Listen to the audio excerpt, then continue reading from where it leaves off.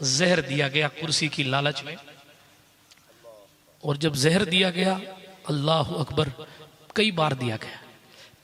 شروع میں تو ایک دو بار ایسا ہوا کہ آپ پر زہر کا اثر ہوتا نا تو آپ روضہ رسول پر حاضر ہوتے تھے اور رو کر کہتے نانا بڑی پیٹ میں تکلیف ہے، نظر کرم فرمائے. آپ اندازہ کر سکتے ہیں جس نواسے کو کندھے پر بٹھا کر گھمایا تھا وہ جب لڑکھڑاتی ہوئی طبیعت کے ساتھ روضہ رسول پہ حاضر ہوا ہوگا تو حضور کی روح اقدس پر کیا گزری ہوگی، حضور کی قلب اطہر پر کیا گزری ہوگی. میری حیثیت نہیں کہ میں بیان کر سکوں. توجہ ہوئی، طبیعت ٹھیک ہو گئی، واپس آ گئے.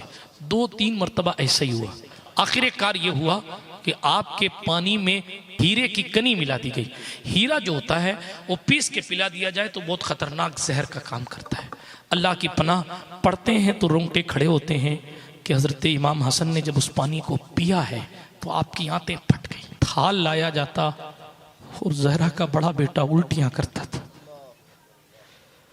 روایتوں میں لکھا ہے کہ جب امام حسن الٹی کرتے تو آنت کے ٹکڑے کٹ کٹ کر تشت میں گرتے تھے. حسن کی کرامت یہ جب وصال ہونے کے قریب تھا تو فرمایا تھا حسین مجھے نانا کے پہلو میں دفن کرنا، لیکن اگر کوئی فتنہ کھڑا ہو جائے تو پھر نانا کے پاس میں نہیں، پھر ماں کے قدموں میں ماں کے قریب میں دفن کر.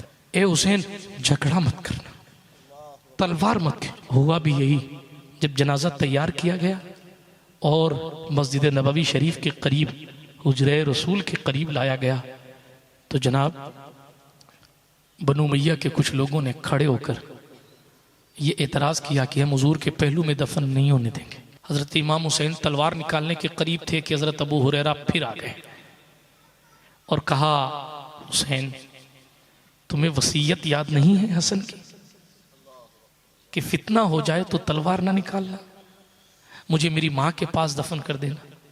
حضرت پھر فتنہ ٹلا اور آپ کا جنازہ حضور علیہ السلام کے قبر انور کے پاس سے سیدہ کائنات کے پاس بقی شریف میں لایا گیا. علماء سیر نے مورخین نے لکھا اتنی بھیڑ تھی کہ سوئی رکھنے کی جگہ بھی بقی شریف میں مل نہیں رہی تھی. یہی ابو ہریرہ میں نے کہا نا بہت چاہتے تھے امام حسن کو.